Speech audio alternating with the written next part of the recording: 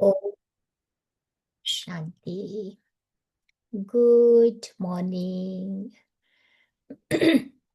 आज बाबा हम बच्चों को बहुत मीठी मीठी शिक्षाएं देते हुए समझाते हैं कि संगम युग में ब्राह्मणों का सबसे बड़ा शत्रु कौन है। वैसे तो ब्राह्मणों के शत्रु होते ही नहीं है, सारे ही मित्र है।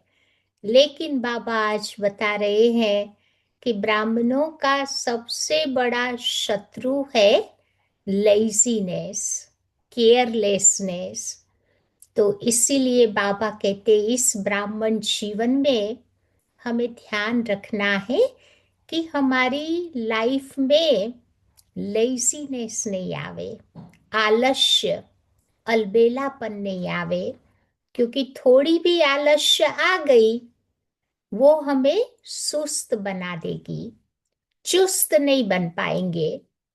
तो आज देखते हैं कि ब्राह्मणों को किन किन बातों में आलस्य अलबेलापन आता है। तो बाबा कहते 7 ऐसी बातें हैं जिस पर हमें इस जीवन में बहुत बहुत ध्यान रखना है। नहीं तो फिर हमारा पुरुषार्थ नहीं होगा, हमारा भाग्य नहीं बनेगा। ये तो कल्प कल्पांतर की बाजी है। जो इस साइकिल में होगा फिर वही नेक्स्ट साइकिल में भी होगा ना। तो आज बाबा 7 बातों पर हमारा ध्यान खिंचवा रहे हैं। सबसे पहली बात है वो है अमृत वेला। क्योंकि बाबा कहते हैं ना, वही टाइम पर बाबा भी फ्री होते हैं। 3 से 5 का टाइम जो बाबा ने बच्चों को खास अपॉइंटमेंट के लिए दिया है ना, वही टाइम पर माया भी तो फ्री होती है ना। तो वो भी उसी टाइम पर आती है। तो इसीलिए बाबा कहते हैं कि ये जो अमृत वेला है, हमें श्रेष्ठ बनाने वाला जो सर्वोत्तम समय है, उस समय का मुझे पूरा पूरा लाभ ले लेना है। अमृत वेले चलो कई बाबा के बच्चे उठ तो जाते हैं, लेकिन फिर गुड मॉर्निंग करके गुड नाइट भी कर देते हैं। तो बाबा उसके लिए हम बच्चों को एक बात ध्यान पे देते हैं कि बहुत जल्दी उठने की जरूरत नहीं है। 4 बजे उठो, अमृत बेला करे। लेकिन अमृत बेला करने के बाद सोना नहीं चाहिए। क्योंकि सोने से क्या होगा, जो कमाई की उसका हम लाभ तो कर ले नहीं पाएंगे। तो सोने से वो कमाई की भी गवाही हो जाती है। इसीलिए बाबा कहते हैं अमृत वेले के बाद कुछ हम अपना स्टडी करें, कुछ विचार सागर मंथन करें, या घर में ही थोड़ा वॉक करें। कुछ न कुछ एक्टिविटी करके अपने को अलर्ट रखने की आवश्यकता है। तो मैंने जो अमृत वेला में कमाई की, उस कमाई का हम अनुभव कर पाएंगे। तो इसीलिए बाबा कहते हैं अमृत वेला माया भी आती है, आलस्य भी आती है, तो वो नहीं आवे, उसका मुझे ध्यान रखना है। दूसरी बात बाबा कहते हैं कि मुरली के अध्ययन में भी कभी कभी लेजीनेस आ जाती है। चलो सवेरे का क्लास मिस हो गया, फिर सोचते हैं कि बाद में पढ़ लेंगे मुरली। अब बाद में तो कभी टाइम ही नहीं मिलता। एक के बाद दूसरा, तीसरा, चौथा, आप देखो नेवर एंडिंग स्टोरी है। कोई ना कोई काम आता ही रहेगा, फिर हम टालते ही जाएंगे। इसलिए बाबा कहते हैं कि ये मुरली मेरी आत्मा का भोजन है। देखो शरीर को एक दिन आप भोजन न दो, शरीर वीक हो जाता है ना, कमजोरी आ जाती है। तो मेरी आत्मा को भी भोजन नहीं मिलेगा तो आप सोचो उस बेचारी आत्मा का क्या हाल होगा। वो भी वीक हो जाएगी, सिक हो जाएगी, फिर मेरे को ही तकलीफ होगी। तो इसीलिए बाबा कहते शरीर के साथ साथ आत्मा को भी रोज रोज मुझे ये भोजन कहो, विटामिन्स कहो, न्यूट्रिशियस फूड कहो, उसको बाबा कहते खिलाते रहना है, तो हमारा तन मन दोनों हेल्थी और हैप्पी रहेंगे। तीसरी बात बाबा कहते हैं कि भोजन में भी कभी कभी आलस्य आ जाता है, क्योंकि कुछ ऐसा भारी भोजन रात के समय हम कर लेते हैं, तो शरीर को बहुत मेहनत करनी पड़ती है उसको पचाने में। इसीलिए बाबा कहते थोड़ा जल्दी खाना खा लेना है, ताकि इनफ टाइम रहे शरीर उसको पचाने का। तो कभी कभी भारी भोजन खा लिया, कभी कभी हमारे शरीर के अनुरूप कोई भोजन नहीं होता, क्योंकि हर एक की प्रकृति अलग अलग है। कोई को कोई चीज सूट करती, कोई को कोई चीज नहीं सूट करती। तो अपने शरीर के अनुसार मुझे भोजन करना है। रात का भोजन या तो जल्दी कर लो, या फिर हल्का भोजन लेना है, क्योंकि जितना हमारा भोजन हल्का होगा उतना हमारा अमृत वेला अच्छा रहेगा। नहीं तो अमृत वेला वो आलस्य आती है। तो इसीलिए भोजन पर भी हमें ध्यान देना है, उसमें भी आलस्य आती है। चौथी बात बाबा बताते हैं नींद। दुनिया वालों को तो देखो, बेचारों को नींद की कितनी तकलीफ है, कितनी गोलियां खानी पड़ती है, तो भी उनको नींद नहीं आती। और ब्राह्मण, देखो कितनी नींद आती है, उनको सोने के लिए कुछ करना पड़ता है, हमें कुछ करना पड़ता है ताकि राइट टाइम पे हम उठ जावे। तो नींद भी ब्राह्मणों की बहुत प्यारी है। तो बाबा ने हम बच्चों को क्या कहा है कि न तो हमारी नींद टू मच चाहिए, न हमारी नींद बहुत कम हो, बैलेंस नींद होनी चाहिए। चलो शरीर फिर भी कलयुगी है, तो शरीर को आराम कभी कभी चाहिए, तो जितना चाहिए उतना हम शरीर को देवे। क्योंकि शरीर ऐसा है कि जैसे हम उसको करेंगे ना, रखेंगे, उस प्रमाण जो आदत डाली वैसे शरीर हमारा ढल जाएगा। तो इसीलिए बाबा कहते नींद का भी मुझे बहुत बहुत ध्यान रखना है। वहां पर भी आलस्य आ जाती है, योग में भी बैठते हैं, चलो नींद आती है, तो थोड़ा हम उठ जावे पानी पी करके, या कुछ आंख मुंह धो करके फिर बैठे, तो फिर हम फ्रेश हो जाएंगे। ऐसे नहीं कि बैठे बैठे झुटके मारते ही रहे, वातावरण में वो वाइब्रेशंस हम फैलाते ही रहे। क्योंकि नींद ऐसी कंटेजियस चीज है कि एक व्यक्ति को नींद आई, दूसरा भी झुटके ही मारेगा। तो इसीलिए बाबा कहते नींद में भी आलस्य आती है। फिर बाबा कहते पांचवी बात है संबंध। संबंधों में भी बाबा कहते डिटैचमेंट चाहिए। अटैचमेंट होगी तो आप देखो शरीर छोड़ते समय वही संबंध मेरे को याद आने हैं। अगर मुझे अपना शरीर बाबा की याद में छोड़ना है, तो अभी से वो पुरुषार्थ करना पड़ेगा कि ये शरीर भी मेरा नहीं है, बाबा ने मुझे सेवा के लिए दिया है, ये भगवान की अमानत है। अगर भगवान की अमानत है तो भगवान विल लुक आफ्टर, अपनी चीज को वो अच्छी तरह से संभालेगा। अगर मेरी है तो बाबा कहेगा तू लुक आफ्टर कर। या तो ये शरीर के जो भी संबंध है, वो बाबा ने मुझे इस समय सेवा के लिए यहाँ पे दिए हुए हैं, तो बाबा का समझ करके मुझे चलना है। फिर छठी बात में बाबा कहते आलस्य आती है, वो है धारणाओं में। हमारी जो धारणा है, ब्राह्मणों के जो मैनर्स है, वो बाबा अभी हम बच्चों को सिखाते हैं। तो उसमें ढीले ढाले नहीं बनना है। कई बार नहीं चलते ही रहते हैं, कितने बाबा के बच्चे कितने सालों से चल रहे हैं, लेकिन धारणाओं में उतने पक्के नहीं होते हैं। तो जितनी जितनी मेरी धारणा जीवन में पक्की होगी, उतना हम बाबा के साथ कनेक्टेड बन करके रहेंगे। अगर धारणा नहीं है तो फिर सेवा भी तो नहीं कर पाएंगे ना। और सातवीं बात है हमारे कर्म।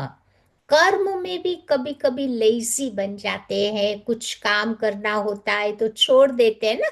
कल देख लेंगे, परसों देख लेंगे, नेक्स्ट वीक देख लेंगे। अब कल कल करते करते काल ही खड़ा हो गया तो काम नहीं होगा।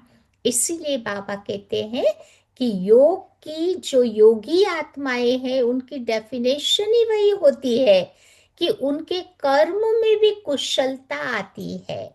जो भी काम करे मुझे एक्यूरेट वो काम करना है। दादी जानकी हमेशा कहती थी कोई काम काम चलाऊ नहीं करना है। दिखावे के लिए नहीं करना है, किसी को खुश करने के लिए नहीं करना है, परंतु मुझे अपने लिए वो कार्य करना है, ताकि मेरे अंदर वो इनर सेटिस्फेक्शन रहे कि जो कार्य मैंने किया उससे मुझे खुशी मिली, मुझे आंतरिक संतुष्टि मिली। तो कर्म में भी लेजी नहीं बनना है। तो इन 7 बातों में लेजीनेस आ जाती है, जिसकी ओर आज बाबा इशारा दे रहे हैं। तो आज की बाबा की मुरली है 2 मई। तो बाबा कहते मीठे बच्चे, एकांत में बैठ अपने साथ बातें करो। हम अविनाशी आत्मा है, बाप से हम सुनते हैं। ये प्रैक्टिस अंदर में करते रहो। कल भी बाबा ने याद दिलाया ना कि मैं आत्मा हूँ, मैं आत्मा हूँ, ये घोड़ते रहो। बार बार याद करने से वो आत्माभिमानी स्थिति हमारी बन जाएगी। ऐसे बाबा कहते आज भी अपने आप से बातें करने का बाबा इशारा कर रहे हैं। आज का प्रश्न है, जो बच्चे याद में अलबेले हैं उनके मुख से कौन से बोल निकलते हैं? जिनके जीवन में आलस्य अलबेलापन है, कौन से शब्द बोलेंगे? तो बाबा कहते, वो कहते हैं कि हम तो है ही शिव बाबा के बच्चे, हम तो है ही बाबा की याद में। वो बैठ करके बाबा को याद करने का अभ्यास नहीं करेंगे। तो ये अलबेलेपन की निशानी है। लेकिन बाबा कहते कि बच्चे ये सब गपोड़े हैं, ये अलबेलापन है। बाबा की याद में हम तो 2400 घंटे रहते हैं, कोई तो ऐसा भी बोल देते हैं यार, लेकिन बाबा कहते ये सब गपोड़े हैं, अलबेलापन है। इसमें तो पुरुषार्थ करना है। सवेरे सवेरे उठकर अपने को आत्मा समझ तुम्हें बैठ जाना है, बाबा से रूहान करनी है। रूहान दिल की बातें करनी है। तो आत्मा ही तो बातचीत करती है ना।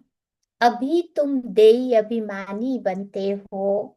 देही अभिमानी बच्चे ही याद का चार्ट रखेंगे, सिर्फ ज्ञान की लबार नहीं लगाएंगे। कई बच्चे ज्ञान की बड़ी बड़ी बातें करते हैं, करते कुछ भी नहीं है। लेकिन बाबा कहते सच्चा पुरुषार्थ, उसका चार्ट मुझे रखना होगा।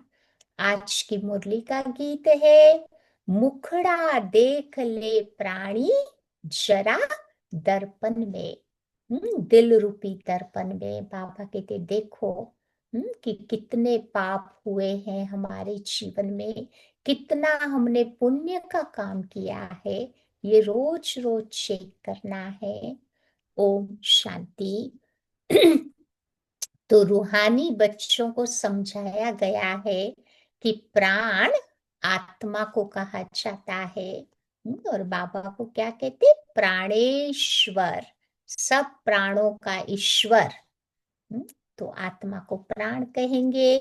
अब बाप आत्माओं को समझाते हैं, ये गीत तो भक्ति मार्ग के हैं, ये तो सिर्फ इनका सार बाबा तुम बच्चों को समझाते हैं। अब तुम जब यहाँ बैठते हो तो अपने को आत्मा समझो, देह का भान छोड़ देना है। हम आत्मा बहुत छोटी सी बिंदी है। मैं ही तो इस शरीर के द्वारा पाठ बचाती हूँ। ये आत्मा का ज्ञान कोई को नहीं है। ये बाबा बैठ समझाते हैं कि अपने को आत्मा समझो। मैं बहुत छोटी सी आत्मा हूँ। आत्मा ही सारा पाठ बचाती इस शरीर के द्वारा। तो देह अभिमान निकल जाएगा। जितनी जितनी आत्मा की स्मृति रही, उतना उतना बाबा कहते देह अभिमान, बॉडी कॉन्शियसनेस निकलता जाएगा। तो ये मेहनत का काम है। हम आत्मा इस सारे नाटक के एक्टर्स है। ऊंच से ऊंच एक्टर है परम पिता परमात्मा। देखो सारे ड्रामा में बाबा का पार्ट कितना छोटा है। खाली संगम युग में ही तो है, लेकिन कितना बेस्ट पार्ट है। अब बुद्धि में रहता है कि वो इतनी छोटी सी बिंदी है, लेकिन उनकी महिमा कितनी भारी है।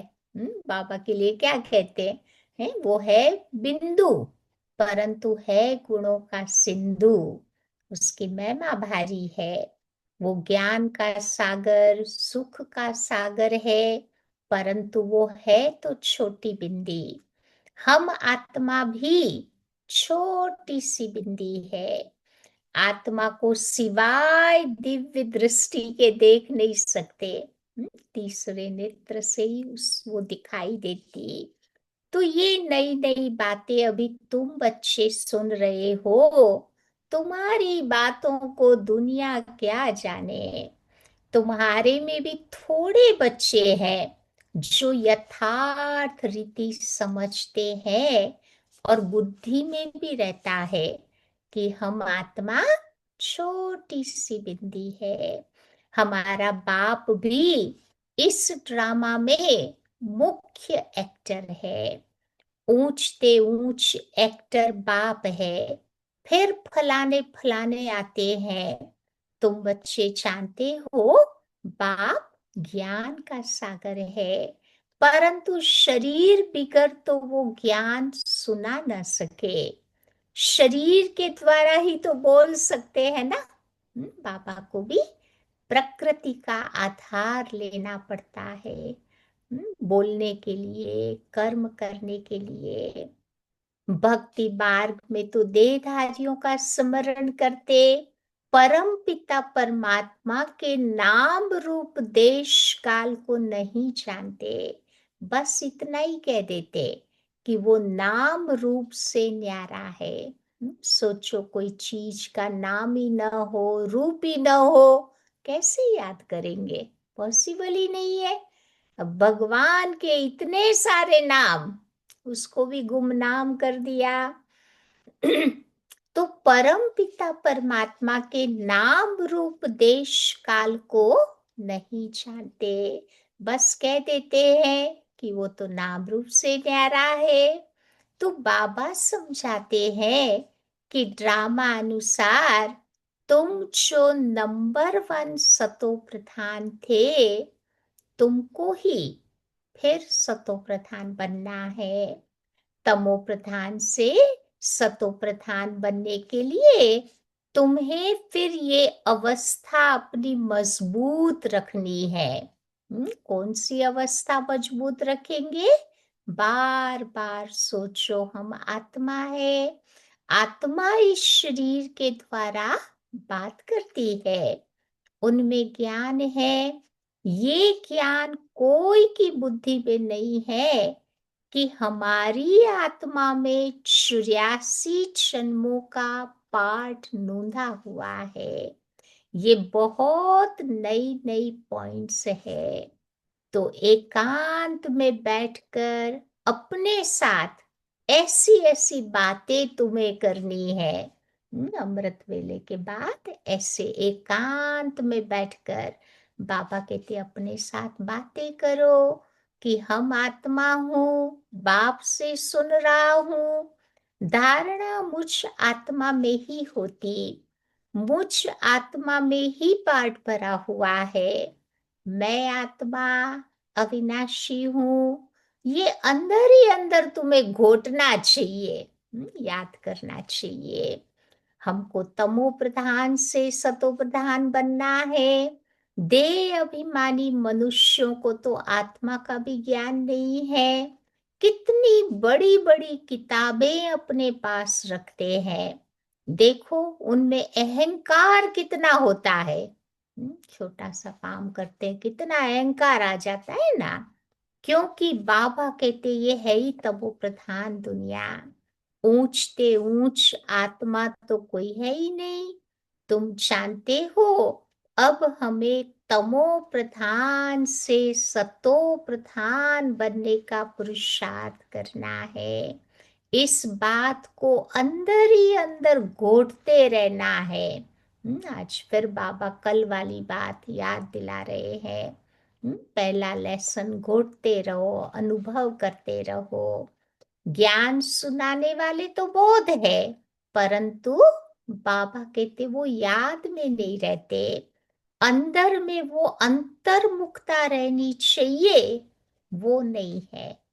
एक्सट्रोवर्टेड बन जाते हैं ना, फिर बाहर वालों को ही देखते रहते हैं, कंप्लेंट्स ही किया करते हैं।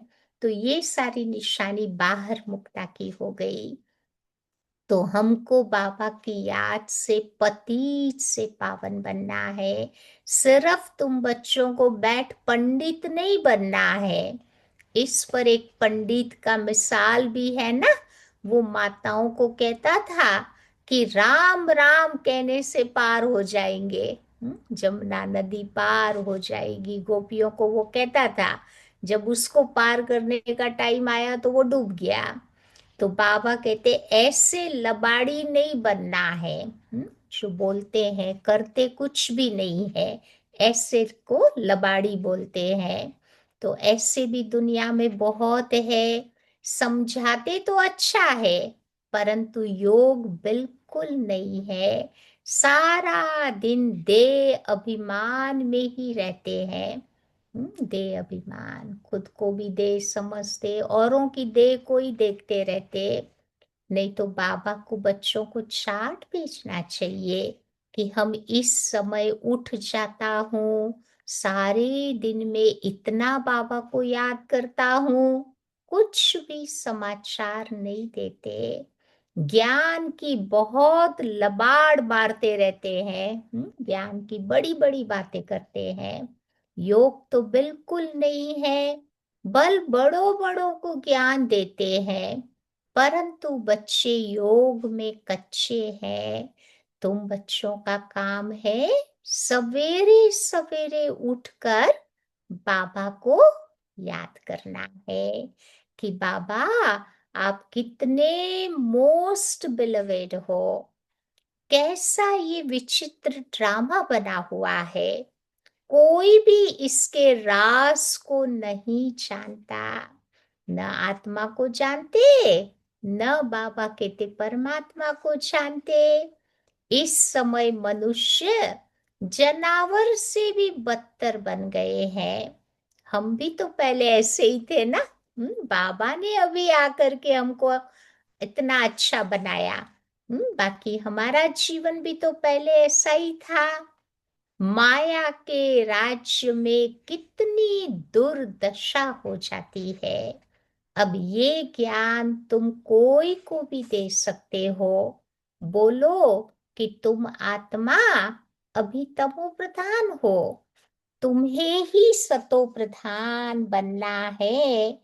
तो उसके लिए पहले पहले अपने को आत्मा समझो। गरीबों के लिए तो और ही सहज है, बाकी शाहूकारों के तो बहुत लफड़े होते हैं। इनको कहाँ याद हो, भगवान को याद करने का टाइम ही नहीं मिलता, बहुत सारे काम होते।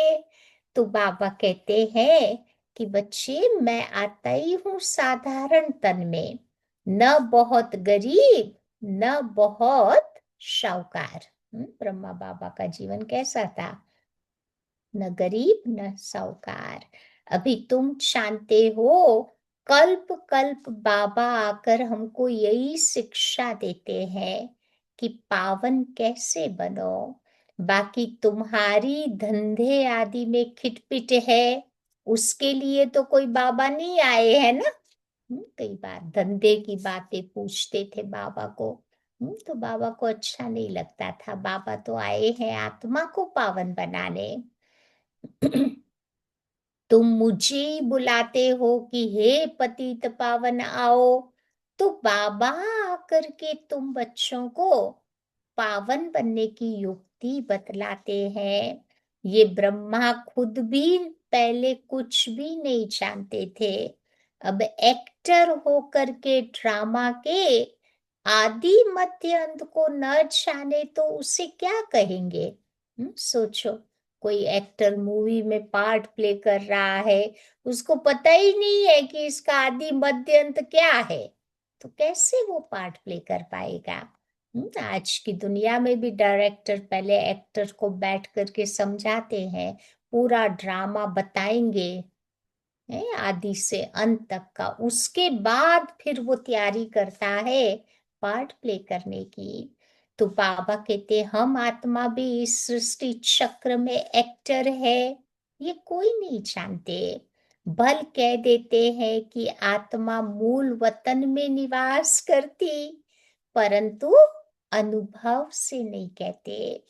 तुम तो अभी प्रैक्टिकल में जानते हो, हम आत्मा मूल वतन की रहवासी है, हम आत्मा अविनाशी है। ये तो बुद्धि में याद रहना चाहिए ना। अब बहुतों का योग बिल्कुल नहीं है, देह अभिमान के कारण फिर मिस्टेक्स भी तो बहुत होती है ना। तो मूल बात है देही अभिमानी बनना। जितना जितना देही अभिमानी होंगे तो बाबा की भी याद रहेगी। फिर बाबा कहते हमारे लाइफ में गलतियां नहीं होंगी। फिर जो काम करेंगे एक्यूरेट बाबा की श्रीमत अनुसार वो हमारे कार्य होंगे। तो बाबा कहते बच्चों को ये फुरना रहना चाहिए कि हमको ही सतो प्रधान बनना है। ये अंदर में चिंता लगी हुई रहनी चाहिए कि मुझे ही सतो प्रधान बनना है। अब जिन बच्चों को सतो प्रधान बनने की लगन लगी है, उनके मुख से फिर पत्थर नहीं निकलेंगे। कोई भूल हुई तो झट बाबा को रिपोर्ट करेंगे कि बाबा हमसे ये भूल हो गई, क्षमा करना।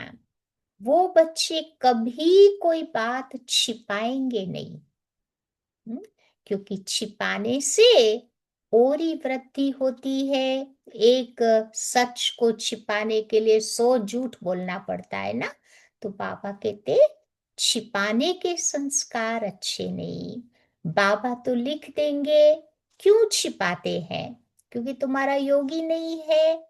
पावन बनने की ही बाबा मुख्य बात बतलाते हैं। तुम बच्चों की बुद्धि में 84 जन्मों की कहानी है, तो जितना हो सके बस एक ही चिंता लगी रहे। वैसे तो बाबा कहते चिंता नहीं करनी है। आज बाबा कहते कौन सी चिंता लगी रहे, कि हमें सतो प्रधान बनना ही है। डिटर्मिनेशन होगी तो बाबा कहते बन जाएंगे। देह अभिमान को मुझे छोड़ देना है। तुम बच्चे हो ही राज ऋषि, रॉयल रिनाउंसिएट। राजा भी हो तो ऋषि भी हो। हठ योगी कभी राजयोग सिखला न सके, राजयोग बाबा ही सिखलाते हैं। ज्ञान भी तो बाबा ही देते हैं ना। बाकी इस समय है तमो प्रधान भक्ति। ज्ञान सिर्फ संगम पर ही बाबा आकर सुनाते हैं।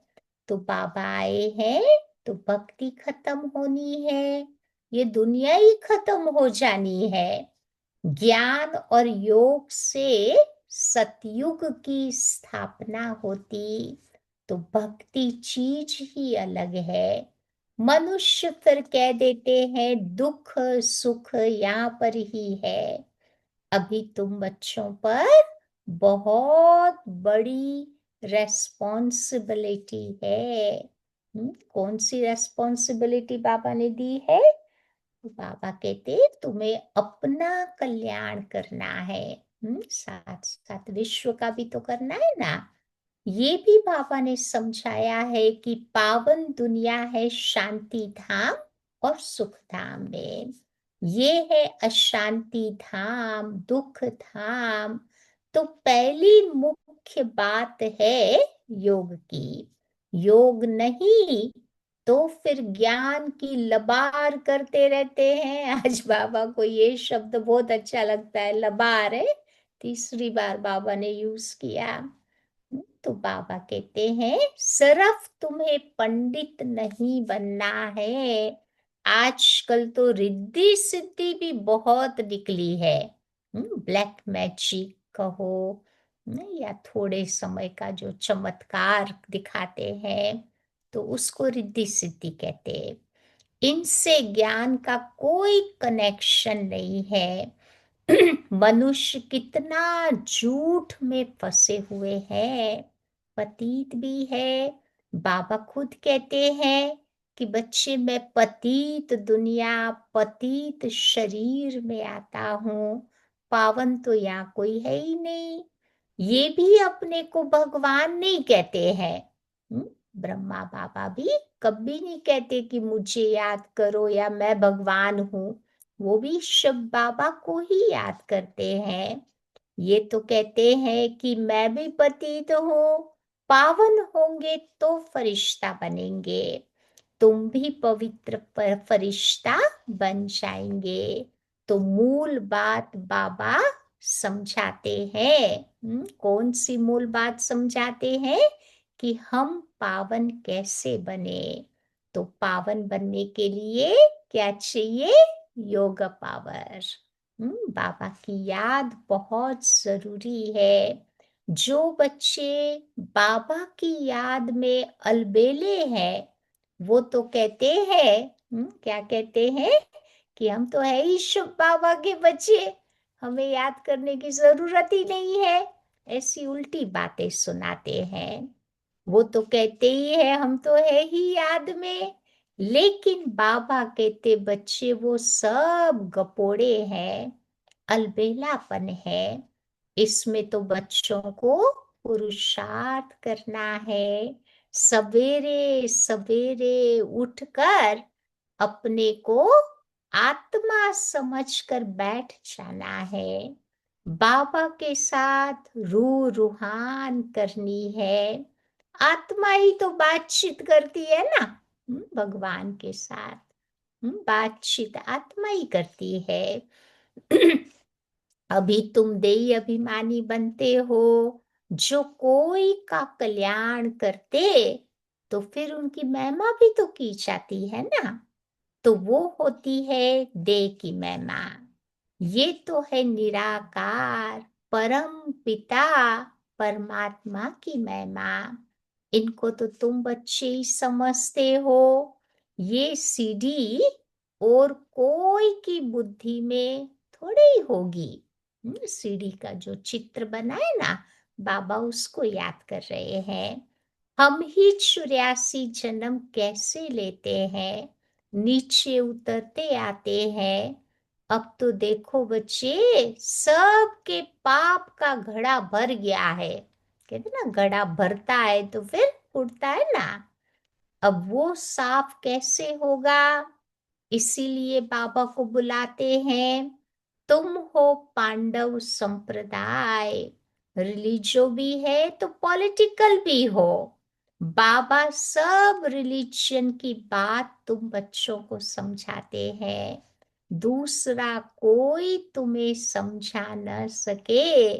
बाकी वो धर्म स्थापन करने वाले क्या करते हैं? उनके पिछाड़ी तो औरों को भी नीचे आना पड़ता है। बाकी वो कोई मोक्ष थोड़े ही देते हैं। दुनिया वाले कोई मोक्ष थोड़े ही देते हैं। बाप ही पिछाड़ी में आकर सबको पवित्र बनाए वापस घर ले जाते हैं। इसीलिए उस एक के सिवाय और कोई की महिमा नहीं है। ब्रह्मा की व तुम्हारी भी कोई महिमा नहीं है।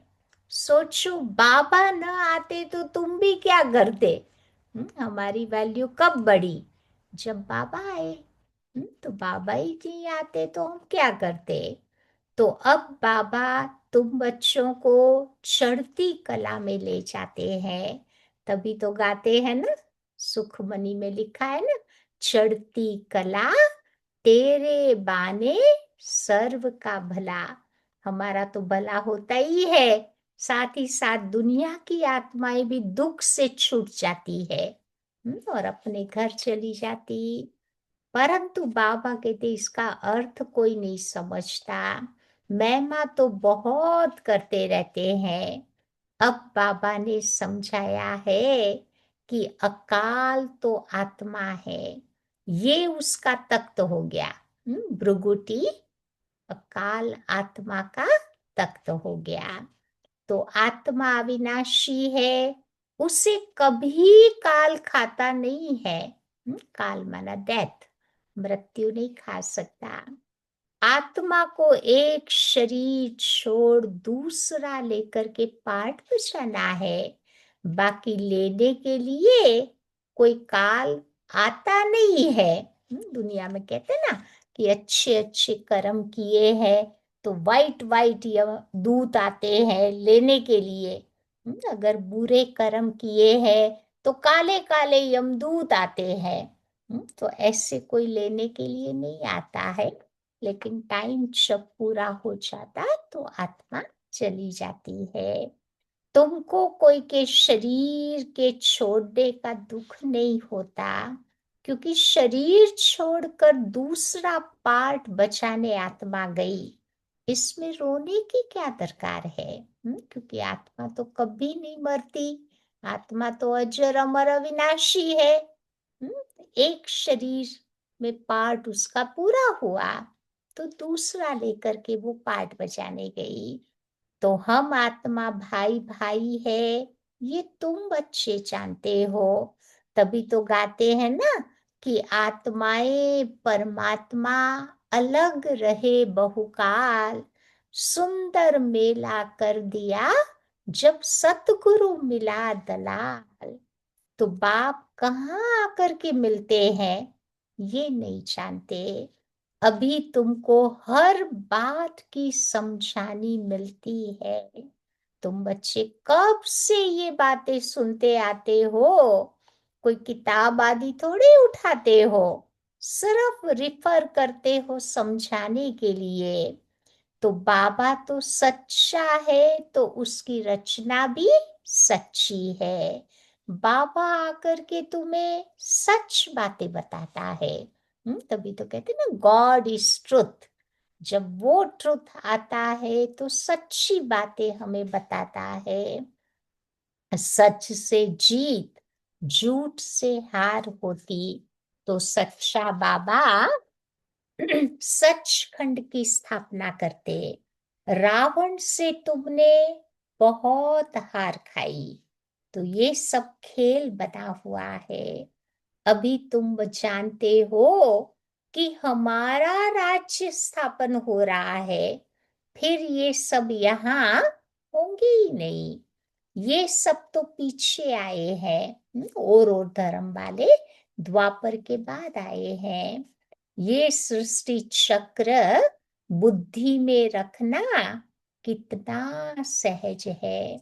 जो पुरुषार्थी बच्चे हैं वो इसमें खुश नहीं होंगे कि हम ज्ञान तो बहुत अच्छा सुनाते हैं, साथ में क्या करेंगे?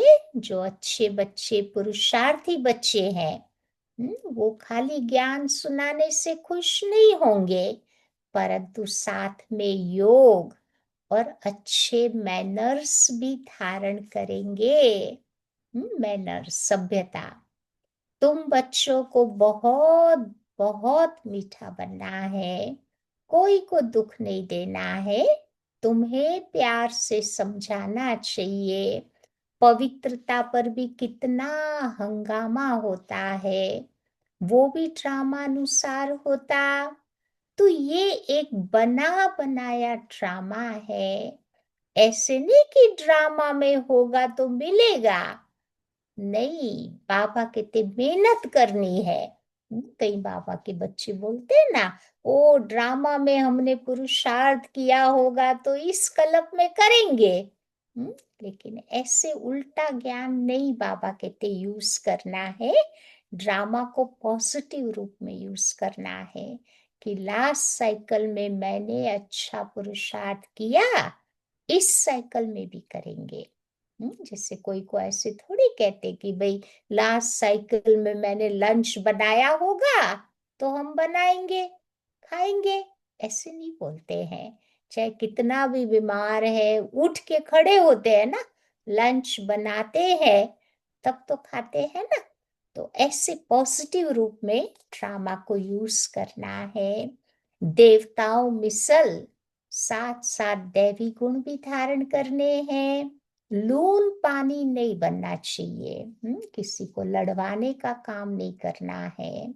देखना चाहिए कि हम उल्टी चलन चलकर बाप की इज्जत तो नहीं गवाते हैं। तभी तो कहते हैं ना कि सतगुरु का निंदक और न पाए। उनकी सदगति का होगी जो भगवान की निंदा कराते हैं। तो ये तो सत बाप है, सत टीचर है। आत्मा को अब स्मृति रहती है। बाबा है ज्ञान का सागर, सुख का सागर। तो जरूर ज्ञान दे करके गया हूं, तब तो गायन होता है ना। इनकी आत्मा में भी कोई ज्ञान था क्या? ब्रह्मा बाबा को भी इस ज्ञान का पहले बिल्कुल नहीं पता था। आत्मा क्या है, ड्रामा क्या है, कोई भी नहीं जानते थे। जानना तो मनुष्यों को ही होता है। रुद्र यज्ञ रचते हैं तो आत्माओं की पूजा करते हैं। उनकी पूजा अच्छी व दैवी शरीरों की पूजा अच्छी। किसकी पूजा अच्छी?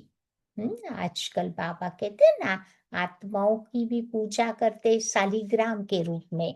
हम्म, शिव बाबा को बीच पे रखते हैं, आजू बाजू शालिग्राम बनाते हैं, उसकी पूजा करते हैं। फिर कहाँ कहाँ देवी देवताओं की भी पूजा करते हैं। तो बाबा पूछ रहे किसकी पूजा करना अच्छा है? तो कहाँ कहाँ शरीरों की भी पूजा करते हैं। वो कोई कोई अपने ना साधु सन्यासियों के भी तो आजकल मंदिर बना देते हैं ना। साईं बाबा के कितने मंदिर बने हुए हैं। तो बाबा कहते ये हो गई शरीरों की पूजा। ये शरीर तो 5 तत्वों का बना है ना, इसीलिए एक शिव बाबा की पूजा ही अव्यभिचारी पूजा है। एक की पूजा में वो ताकत मिलता है। आज अनेकों की पूजा करते हैं, इसीलिए देखो भक्ति में वो शक्ति नहीं रही है। पहले एक की पूजा करते थे तो उसमें वो ताकत थी, शक्ति थी। तो बाबा कहते अभी उस एक से ही सुनना है।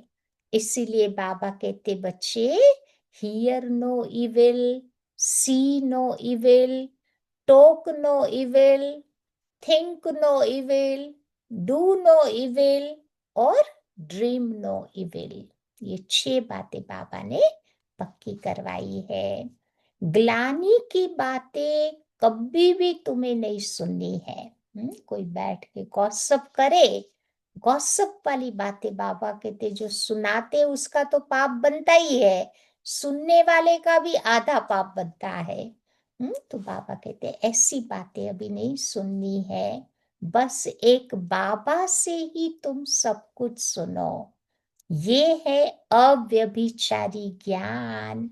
तो मुख्य बात है, जब देह अभिमान टूटेगा तब तुम शीतल बनेंगे। तो बाबा की याद में रहेंगे तो मुख से भी उल्टा सुल्टा नहीं बोलेंगे। फिर तुम्हारी कुदृष्टि भी नहीं जाएगी। देखते हुए भी जैसे नहीं देखेंगे तो हमारा ज्ञान का तीसरा नेत्र खुला हुआ है। बाबा ने ही आकर के तुम बच्चों को त्रिनेत्री त्रिकालदर्शी बनाया है। अब तुमको तीनों कालों का, तीनों लोगों का इस समय ज्ञान है। तीन काल मन पास्ट, प्रेजेंट, फ्यूचर, और तीन लोग माना परम धाम, सूक्ष्म वतन और ये स्थूल लोक, तीनों का ज्ञान है।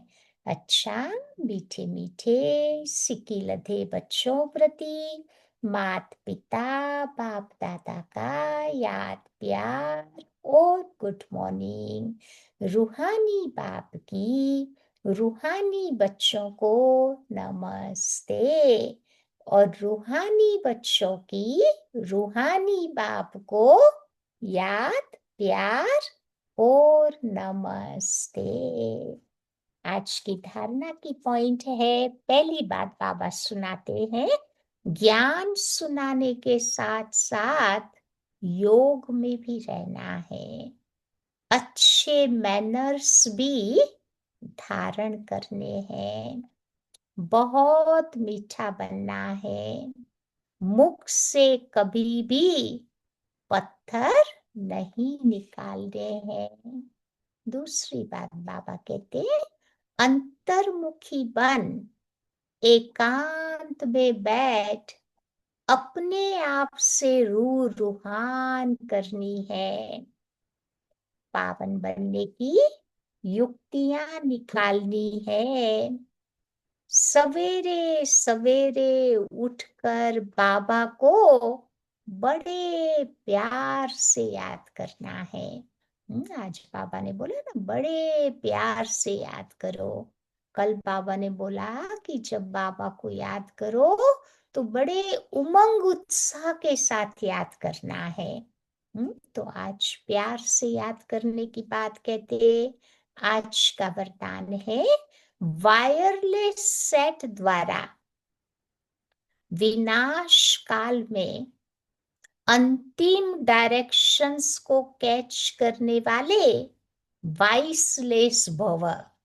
जितनी बुद्धि हमारी वाइसलेस निर्विकारी बनती जाएगी, उतनी उतनी बाबा कहते विनाश के समय में हम बाबा से डायरेक्शंस कैच कर पाएंगे कि ऐसे टाइम में मुझे क्या करना है।